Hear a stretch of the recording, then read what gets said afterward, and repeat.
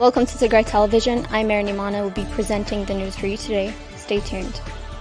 Ethiopia's parliament held its 16th regular meeting today in the presence of Abiy Ahmed. The prime minister expressed condolences for the death of hundreds of civilians across the country, but soon after started to normalize the violence by comparing it to that of a gun violence in the United States, as well as suicide rates in developed countries. State violence as well as irregular armed groups have perpetrated unspeakable violence that international human rights groups and media outlets have said amount to war crimes, crimes against humanity, and genocide across Ethiopia. A recent massacre in western Oromia against ethnic Amharas is said to have cost possibly up to 150 people their lives. Let's take a look at the clip. በጥቅሉ በአሜሪካ ባለፉት 6 ወራት በሺ የሚቆጠሩ ሰዎች በአሸባሪዎች መሳሪያ ይዘው ዜጎችን በሚገሉ ሰዎች ሞተዋል።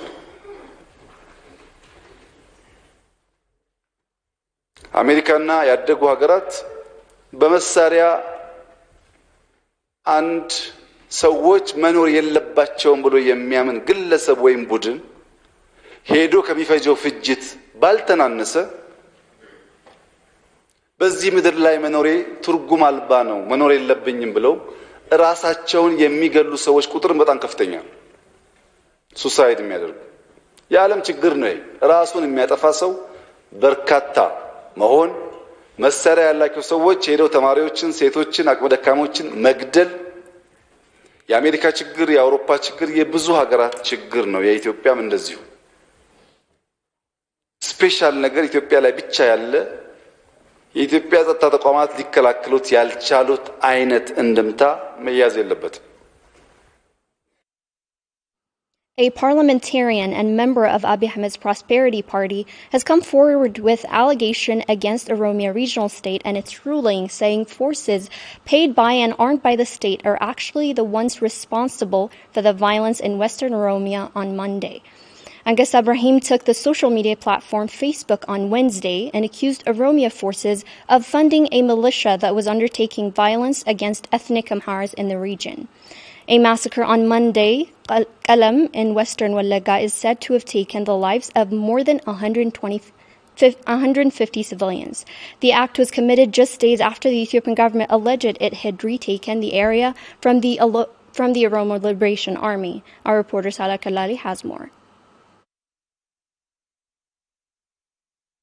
A parliamentarian and a member of Ethiopia's Prosperity Party, Angasa Ibrahim, went live on social media platform Facebook on Tuesday and accused forces organized by Oromia Region's state president Shmellis Abdissa and chairperson of Oromia's Prosperity Party Fuadu Tesema of perpetrating the violence on civilians in Qalam in western Oromia.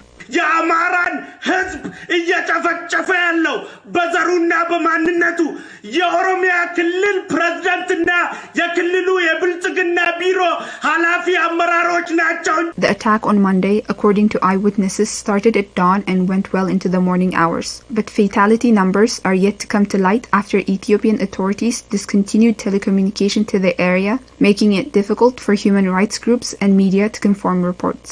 The Ethiopian government, a mere 4 days ahead of the massacre, had announced that its forces had regained the area through a joint operation conducted by Ethiopian National Defense Forces, the Federal Police, and Regional Security.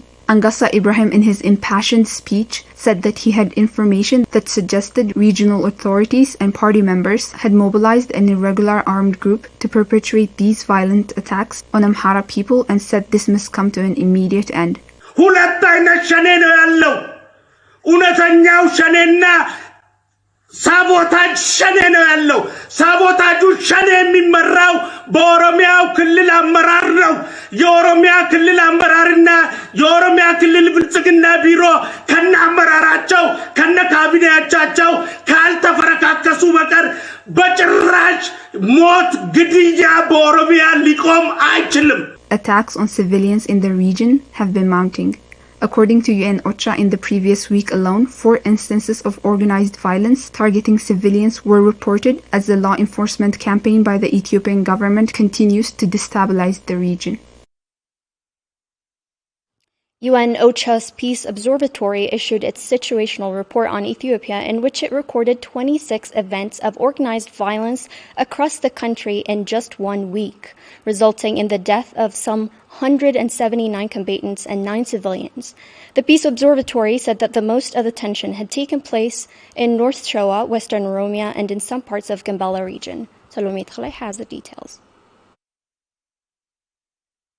UN OCHA's Peace Observatory has said that there have been 26 events of organized violence in Ethiopia within the span of just 1 week, between June 25 and July 1. The report said that at least 179 combatants had lost their lives, in addition to 9 innocent civilians. The report suspected that Oromo Liberation Army had attacked civilians, abducted children, and burned houses in Northern Shoa, Oromia, and Gambela regions. In a statement on Tuesday, the Oromo Liberation Army had asked international organizations to refrain from simply running on the account of the Ethiopian government's reports and statements, and that this should be corrected forthwith. The situation report also discussed protests in Addis Ababa, Debre Birhan, and other areas following the massacre of ethnic Amharas in Tole, Western Oromia last month, holding signs like "There is no Ethiopia to prosper when Amhara is dying" and calling for the killings to stop. The report said that protests in Addis Ababa ended abruptly when federal police blocked the rally and arrested and beat protesters, requiring 3 people to be admitted to Yekatit Asraolet Hospital for medical treatment. Clashes between the Sudanese and Ethiopian forces were also mentioned, with Sudan firing artillery shells into Ethiopia following an attack on 7 Sudanese military men and 1 civilian by Ethiopia's National Defense Forces. We met with Letta Silas Hailemariam, a visually impaired IDP sheltered in a camp in Shira in Dasilasa. Letta Silas, her husband, and her 2 children were displaced from Western Tigray.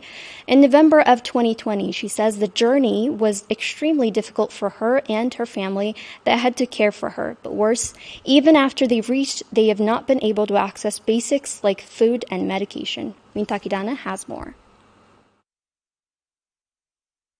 Letta Silas Hailemariam is one of the many IDPs sheltered in Shira and Dasilasa in northwestern Tigray. She was displaced from her home village of Adaba in western Tigray in November of 2021. She says her husband, and 2 daughters left their home when heavy shelling started in their area.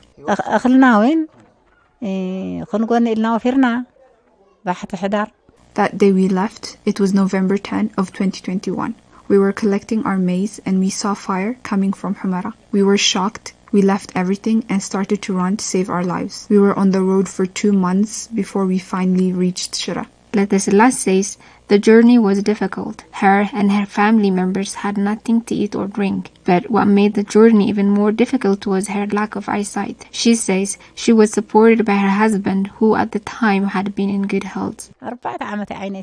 It was harder for me because of my issues with my vision. It has been 4 years since I lost my sight. My husband was fine then, and he led me here to Shira. We didn't have any food to eat, even if someone, luckily, brought us any food. I was always a burden to him, because I can't cook or help myself. Letta Silas says things didn't improve much after her and her husband reached Shira. Even here, they weren't able to access food or medication. And over time, she says, her husband's health condition started to deteriorate.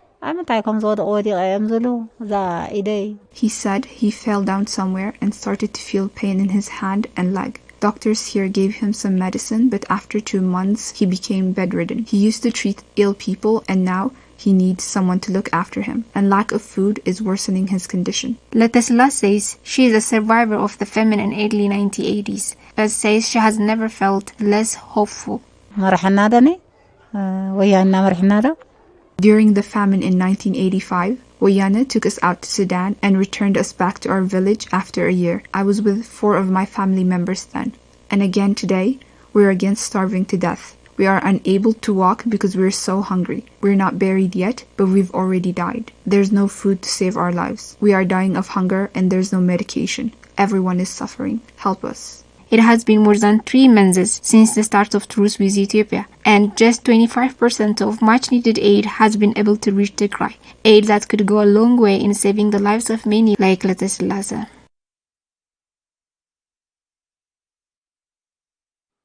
Many Eritreans who were forced into indefinite national services and living under threat of torture, imprisonment, and little access to education and healthcare have left their homes in search of security, and many had chosen Tigray as their place of refuge. But for 2 years now, Tigray has not been safe for those refugees that have found their place of refuge, has been invaded by the government. They ran far to escape. We spoke with 2 IDPs on the difficulty of living under a siege in Tigray and how they have been able to cope. Gabra Mikhail has more.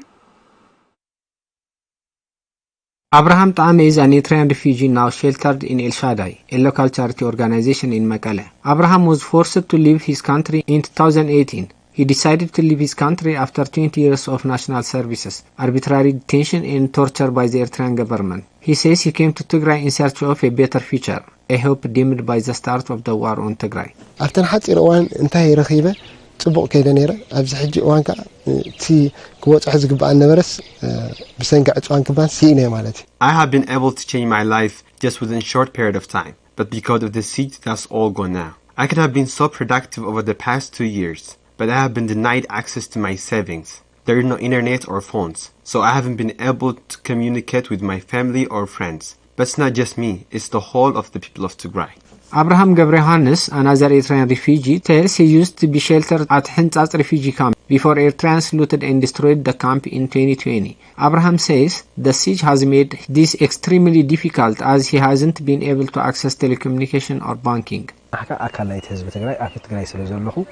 كله كرخو زقبعني ويكون زقبعني نارك نخاين خول أتي أقل هدتنا إنترنت. Because I live in Tigray, I have been denied my rights to access internet, telecommunication and banking. I have been able to communicate with my family members abroad and we are not getting any aid. We are alive only because we find our way to El Shaddai. The refugees tells us the living conditions under siege have been very difficult, saying the siege had a holistic impact on the living condition of all Tigrayans. كل نجارات حلقت نجارات كبيدي واقو مو نحنا كم سدتنيات مخانا نعنا درب انت نيرو درب كبدتنا منابرو نيرو إمالتي. Everything is so expensive these days, and as refugees we face double the challenge, and others can't even help us because no one has anything to give. We are so grateful to all those that try to support us in this difficult time. We will never forget it. We are living under siege, so we expect very little. We are only just getting by in the hopes that things will normalize soon. We can expect more than the very little we have now. The story of the 2 Eritrean refugees is the story of thousands of Eritreans that are forced to live through war and an inhuman siege, with catastrophic humanitarian consequences after being forced to leave their homes by an oppressive regime. This week, 2 years following the assassination of prominent musician Hachalu Hundessa, the Ethiopian government would crack down on media outlets. Following protests, the Ethiopian government would arrest thousands, raid the offices of different media outlets, and even take some media outlets off air, including the only 2 television broadcasting stations from Tigray, Tigray Television and Dimtz Weyane. Our reporter Sarun Tsagai looks back and records the battle that started long months before the war. Misinformation, disinformation, and attempts at monopolizing narratives have become one of the many features of Abiy Ahmed's rule. Since he came to power in 2018, Abiy Ahmed has used communications blackouts, media repression, and violence against journalists to ensure information is limited and narrative are in line with the government propaganda. On February 8 last year, government agents raided my house and threatened to kill me if I continued my investigations. I was doing a report about a 27-year-old mother who was gang raped by 15 Eritrean troops. In fact, months before the start of the violent invasion on Tigray, there was the war on television stations based in the region. Following the death of singer and songwriter Hachalu Hundessa in June of 2020, there would be massive unrest in Addis Ababa and the Oromia region. In response, the Ethiopian government would arrest thousands of people, including prominent journalists, activists, and politicians, as well as close media outlets that primarily transmit in Oromifa and Tigrinya. On July 6 of 2020, at midday, the only 2 media outlets operating out of Tigray were taken off satellite. The Ethiopian government, in cooperation with French authorities, had managed to coerce the satellite companies into taking these media outlets off air, and offices of the media outlets in Addis Ababa were raided, equipment destroyed, and journalists arrested. አትኩሮቱ ለሚዳታት ናይ ኦኤምኤን ጋዜጠኛታት ተአዚሮም እዩ ለሎ ንብረት ናትና ኣብ ፌደራል ነበረ ንብረት ንከይኽፈት ተገይሩት ሚዲያታት ተዓጽዩ. The focus has shifted to shutting down media outlets. Journalists from Oromo Media Network were arrested. Our office in Addis Ababa was closed on the same day. Our studio and the office equipment were sealed and later taken by Ethiopian authorities. We had to stop our work in Addis Ababa after that. Our journalists were also afraid of being detained. ተሐቅነት ሕብረተሰብ ክሰምዖ ስለዘይደሊ ቀልጢፉ ናፍተን ሚዲያታት ምዕዛዩ እንትናት ማለት ከዓጽ ይኸሎት ምስቶም ሳተላይት ይድል ገይሩ. The government boldly wanted to silence critics and reduce source of information after Hachalu Hundesa's assassination. So it made a deal with satellite owners that only media outlets had picked by the government could continue to stream. We subsequently taken off air. Attack on Tigrayan journalists who had started much early. Months before the war in Tigray, there would be multiple attempts by Ethiopian authorities to intimidate journalists. ዳዊት ከበደ ኣብ ቤንሻንጉል ተኣሲሩ ነይሩ. ቤንሻንጉል ተኣሲሩ እንደይ እንትን ነገር. David Kabada was arrested in Benshangul. He was released after a lot of effort. In Afar, our journalists that had traveled to do coverage of nationalities, they were detained alongside their equipment. We lost a lot of equipment at the time. It wasn't just journalists that worked for Tigray television. They were also arrested journalists based on their identity and reporting. David Kabada, who was one of the journalists to be chased out of Addis Ababa in July of 2020, was later shot and killed by Ethiopian soldiers in Mekelle in January of 2021.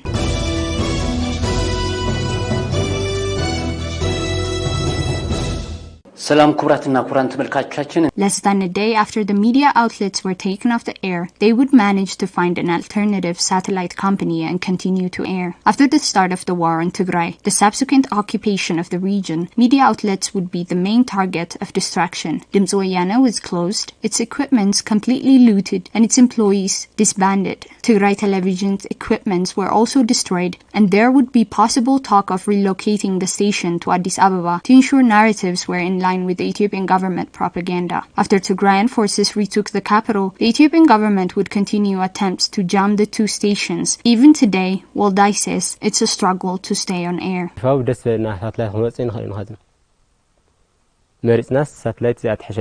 Our choices are limited in terms of satellites we can use. We cannot stream as we like. It is still a struggle. It is a struggle just to express our opinions. Many local and international media outlets continue to get threats, are closed down and their permits revoked at the whims of Ethiopian government authorities, while several other journalists have been detained and their whereabouts unknown, and many are forced to do their work in exile. Well, that's it for me today. Thank you for tuning in.